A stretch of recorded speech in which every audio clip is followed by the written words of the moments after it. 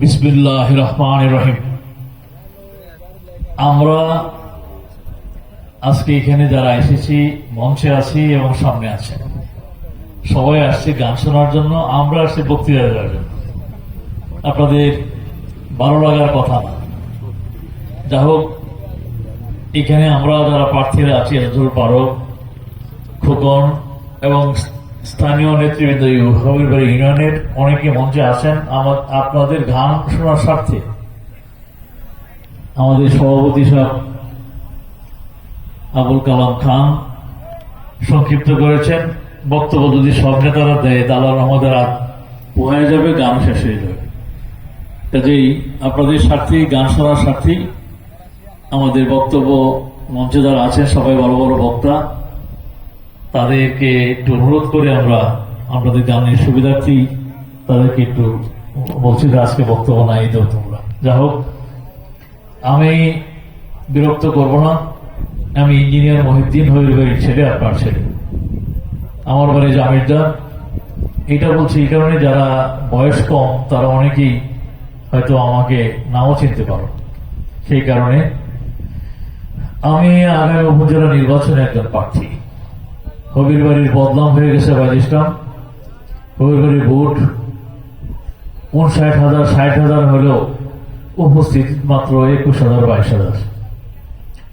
আপনাদের বদনাম হয়ে গেছে। কিন্তু আপনাদের কাছে অনুরোধ থাকবে, আপনাদের যারা যারা ভোটার, পুরুষ বা মহিলা, সকলেই ভোট কেন্দ্রে যাবেন এবং আপনাদের বদনাম আগামীতে ঘুষাবেন।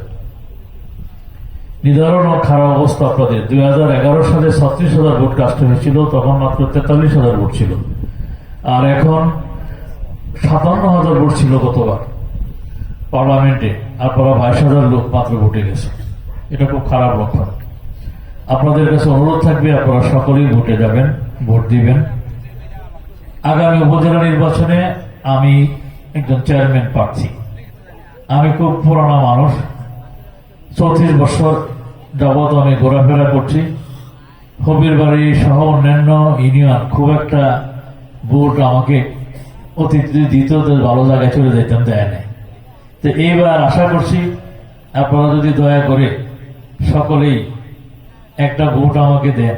দয়া ছাড়াও পাই নাই, কারণ আমাদের এখানে অনেক বড় বড় মানুষ চলে আসছে, কারণ তাদের সামনে গোতাগতিতে টিকা আমার কষ্ট, ঝামেলা।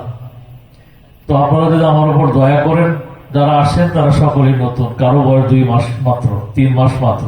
কিভাবে রাজনীতিতে না, তারা আগে কোনোদিন প্রার্থিতা ঘোষণাই করেনি, এই প্রথম তারা প্রার্থী। 2 মাস 3 মাস তাদের বয়স মাত্র। এমপি নির্বাচিত হওয়ার পরে অনেকের হয়তো ধারণা হইতে পারে যে পয়সা করি হলেই হয়তো জনপ্রতিনিধি হওয়া যায়। জিনিসটা এত সহজ না। জনগণ যাকে নেতা বানাবে তার প্রতি একটা বিশ্বাস থাকতে হবে, তাকে জানতে হবে।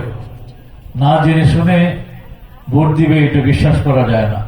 আপনারা আমাদের এমপি সাহেব মাননীয় আলহাজ এম এ ওয়াহিদ সাহেবকে না দেখে ভোট দিয়েছেন, এটার কারণ ভিন্ন। এটা জাতীয় নির্বাচন, এটা স্থানীয় নির্বাচন, এটা মেম্বরের মতো। আপনারা বাছাই করবেন। আমরা 7 জন দাঁড়াইতে পারি, কিন্তু আপনি বাছাই করে নেবেন কাকে দিবেন। আমি হবিরবাড়ির সন্তান, সিনিয়র সন্তান।